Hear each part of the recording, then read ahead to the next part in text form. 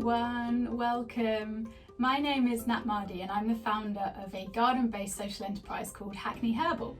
And we're based in a garden in East London, and we run a lot of projects and activities that connect people with plants, connect people with each other and the natural world, and most importantly show people how to use herbs to improve their well-being. And there's lots of fun and creative things that you can try out with herbs that you might be growing or that you can forage or find in your local area. And one thing that I'm going to show you how to do today is how to make a sun tea, which is a type of tea where we use the warmth from the rays of the sun to brew something. And I'm going to be using 3 herbs. These are kind of 3 really easy herbs that you can grow at home. Even if you've got a small space, you can grow them in pots. And the combination of these herbs makes not only a lovely, tasty and refreshing drink, but also has a really lovely medicinal property to it that can really help to calm our bodies, give us a little pick-me-up, and makes a really nice drink that you can have when you're having a break from some of your gardening activities. So I'm going to be using a combination of lemon balm, rosemary and peppermint, but you can make this with any herbs that you have, particularly herbs that you enjoy the flavours and the taste of. And what I'm going to be doing is snipping a little bit of these herbs, popping them into a clean jam jar, and then covering the whole thing with water and leaving that somewhere warm or somewhere sunny to infuse. So one thing to remember when you're harvesting your herbs, you need to be a little bit careful, a little bit mindful about where you cut, particularly if you want your herb to thrive, to grow out and provide you with lots of lovely leaves through the season, and also to keep your plant looking nice and tidy and healthy. So when you're cutting something like lemon balm, and lemon balm is in the mint family along with a lot of the Mediterranean herbs like rosemary and thyme and lavender and things, so it's really important when we cut these herbs that we pick a point on the stem just above a set of leaves. And when we cut at this point, what that means is the plant can stay really tidy and compact. You have a nice space now for the secondary leaves to come out, and you can take away that little bit to use. So I'm going to put a few little bits like this into my jar. So I'm just going to cut a few other little bits off this plant, and something like lemon balm can take quite the cutting. It grows very quickly, so it will regrow to fill those cuts that you've made. And then I'm also going to be using some of this lovely rosemary, and I've got some here in this little pot. And rosemary is a really lovely herb for the mind. It's very uplifting. It can help you with concentration. It can also help you if you've got a little bit of a headache. So if you've been working too hard in the garden and you just need a little bit of a break, it's a really lovely one to try. So I'm going to put a few little bits of rosemary in too.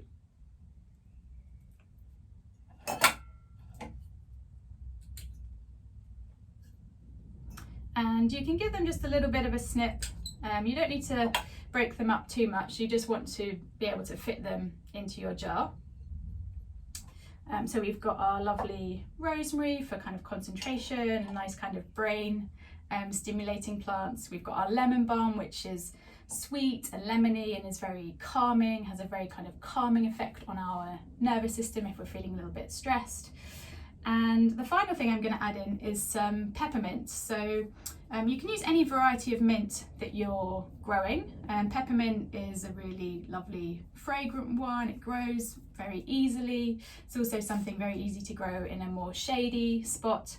But there are lots of other varieties of mint that you can also choose. So I've actually got a few little bits here of something called orange mint. And this one, just as the name implies, has a more of a kind of orangey scent. So I'm going to put a few little bits like that.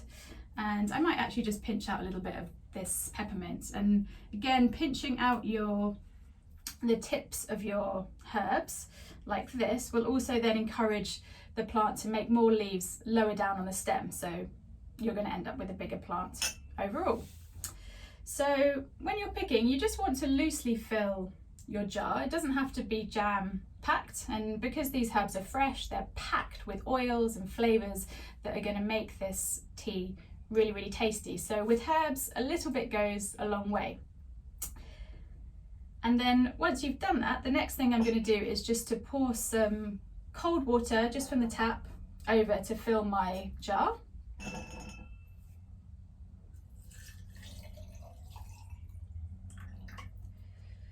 And then all you need to then do is to pop your lid on your jar like that. So you can give it a little bit of a shake if you want. And then I would leave that in a sunny space or a warm space to infuse from anywhere from a couple of hours to the whole day. So sometimes we might make a brew of this in the morning, leave it there while we're working in the garden, and then either have it at lunchtime or at the end of the session in the early evening. And it's a really nice thing to do. You sometimes forget about it and then you find it and are really happy that you've planned a nice drink to have once you've finished all your gardening activities. So I've got one here that I made a few hours ago, and I did the same combination of plants. And now I'm just going to kind of pour it through my tea strainer. You don't have to use a strainer. There are I can see a few little floating bugs in here that I don't really want to drink.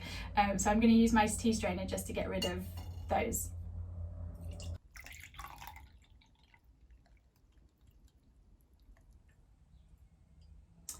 So there we go. There is my sun tea. And I can assure you this has a really delicate, gentle fragrance, so a much more subtle taste than if I was to have used boiling water, as you often do with hot teas. And I really encourage you to give it a go. It's a lovely activity to do with people of all ages. It's a great thing to do with children, lovely to encourage them to touch the herbs and smell their fingers and start to learn how important and how exciting a lot of these plants are. And if you're interested to learn more, you can find out more about us and our work on our website, but also on our Instagram page, where we're sharing a huge amount of tips and recipes and different things that you can try out if you are growing herbs. And if you happen to be coming along to Chelsea, you can also find us at the Lates event, where I'm going to be there showing you how you can turn your herbs into herbal tea. So until then, have a lovely season in your gardens and a really great summer.